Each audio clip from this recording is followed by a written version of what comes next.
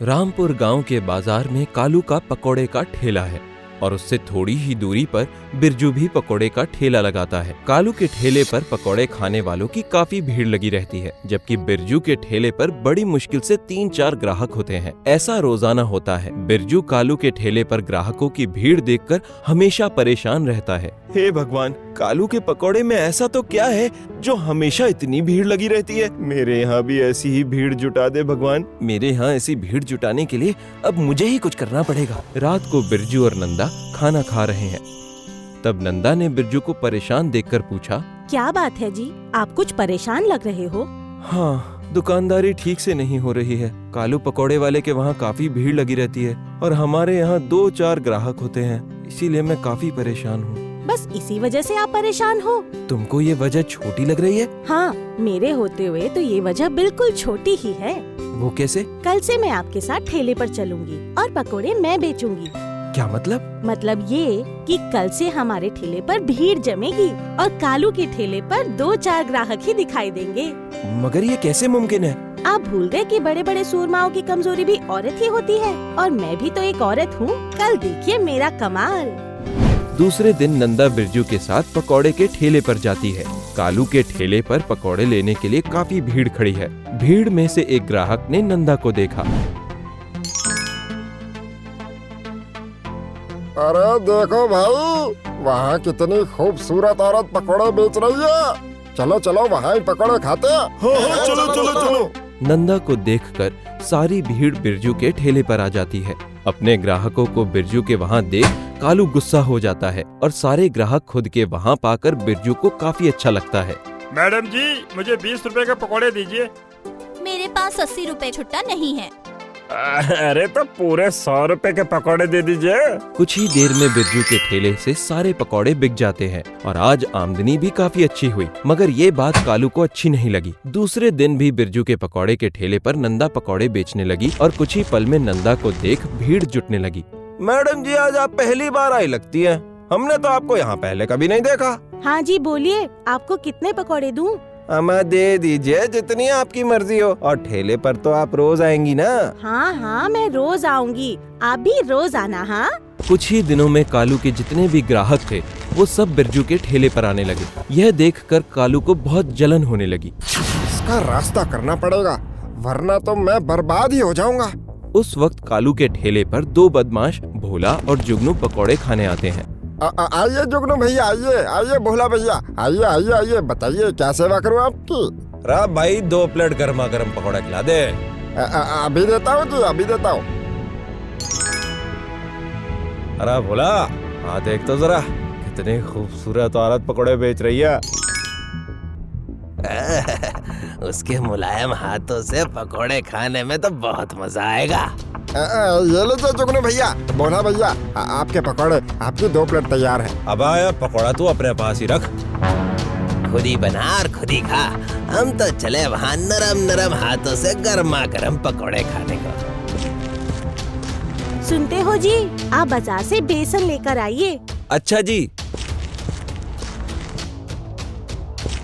आइए आइए साहब, कहिए कितने पकौड़े दूं? दे दीजिए ना 2-4 प्लेट। 2 या 4 प्लेट? 4 प्लेट। 2 प्लेट में पकोड़े और 2 प्लेट में प्यार। जबान संभाल कर बात कीजिए। जबान तो हम संभाल लेते हैं और हमको आप संभाल लीजिए। थप्पड़ की गूंज तुम्हें सुनाई देगी, छोड़ूंगा नहीं, तो जा देख लूंगा। नंदा को धमकी देकर दोनों बदमाश जुगनू और भोला वहाँ से चले जाते हैं। नंदा टेंशन में आ जाती है। तब बिरजू बेसन लेकर आता है। वह नंदा को चिंतित देखकर उससे पूछता है, क्या बात है नंदा, कुछ परेशान लग रही हो? हाँ, अभी थोड़ी देर पहले 2 बदमाश आए थे, उन्होंने मुझे छेड़ा। उन्होंने तुम्हें छेड़ा? हाँ। फिर तुमने क्या किया? मैंने उन बदमाशों को जोर का तमाचा मार दिया, मगर फिर भी वो बदमाश मुझे देख लेने की धमकी देकर गया है। अब हम क्या करेंगे? तुम फिक्र मत करो, ऐसे बदमाशों से निपटना मुझे अच्छी तरह आता है। दोनों बदमाश अपने अड्डे पर बैठे हैं। तब जुगनू को नंदा से खाया हुआ थप्पड़ याद आता है और वो बदले की आग में तिलमिला जाता है। कालू पकौड़े वाला वहाँ पर आता है और आग में घी डालने का काम करता है। राम राम जुगनू भैया। हाँ कहो, कैसे आना हुआ कालू? जी मैं तो आपका हाल चाल पूछने आया था। तमाचा खाने के बाद आप कई दिनों से पकौड़े खाने जो नहीं आए। अब बकवास बंद कर और जल्दी से बता यहाँ क्यों आया है। समझदार को इशारा काफी। दुश्मन का दुश्मन दोस्त होता है। जिसने तुम्हारे गाल पर तमाचा मारा है उसी ने मेरे धंधे पर तमाचा मारा है। तुम बदला ऐसा लेना कि किसी को मुंह दिखाने के लायक न रहे। वो हर पूर्णिमा की रात को मंदिर से अकेली अपने घर की ओर जाती है। आज पूर्णिमा है, रास्ते में तुम उसका काम तमाम कर देना। आज पूर्णिमा की रात है। नंदा मंदिर से दर्शन करके अकेली अपने घर की ओर जा रही है। तब दोनों बदमाश जुगनू और भोला ने नंदा का रास्ता रोका। नंदा को समझते देर नहीं लगी। वह अपनी इज्जत बचाने के लिए वहां से भागती है और दोनों बदमाश नंदा का पीछा करते हैं। बचाओ बचाओ बचाओ। नंदा भाग रही है और दोनों बदमाश उसका पीछा कर रहे हैं। भागते भागते नंदा काफी थक चुकी है और दोनों बदमाश भी काफी करीब आ गए हैं। बचने का कोई रास्ता न दिखने पर नंदा को कुआं नजर आता है और कुछ भी सोचे समझे बिना नंदा उसमें छलांग लगा देती है।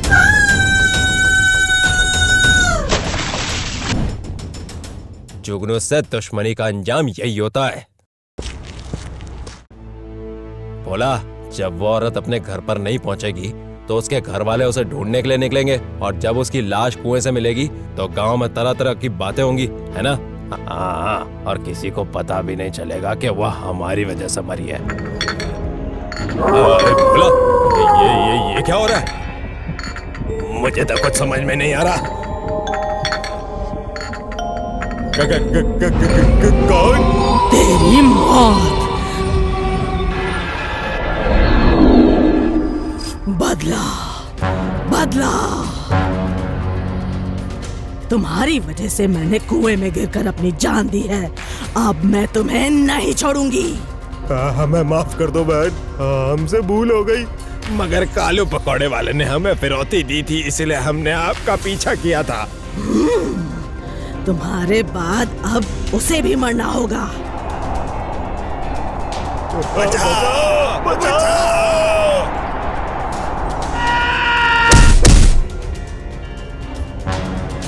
कालू पकौड़े वाले, अब तेरी बारी।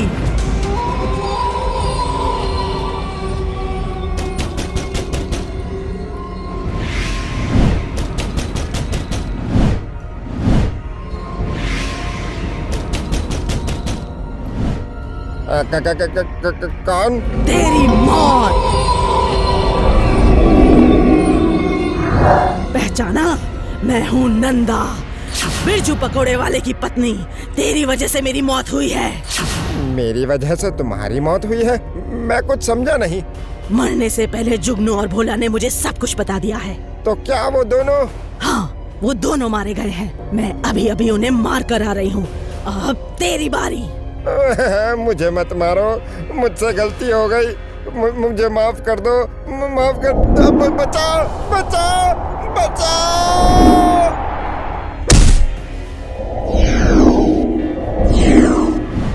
रुक जाइए चुड़ैल जी, मैंने आपकी सारी बातें सुन ली हैं। आपके साथ काफी नाइंसाफी हुई है।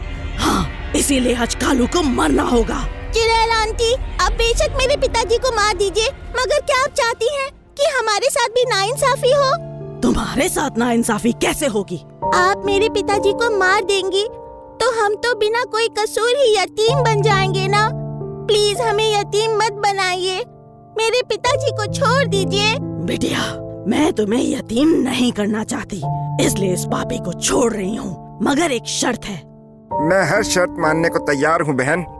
ठीक है, तो कल सवेरे मेरे पति को लेकर कुएं पे आ जाना और कुएं से मेरी लाश निकालकर अग्निदाह देना। अग्निदाह मिलते ही मुझे मोक्ष मिल जाएगा। चिता को आग लगते ही नंदा की आत्मा को मोक्ष की प्राप्ति होती है। अलविदा अलविदा।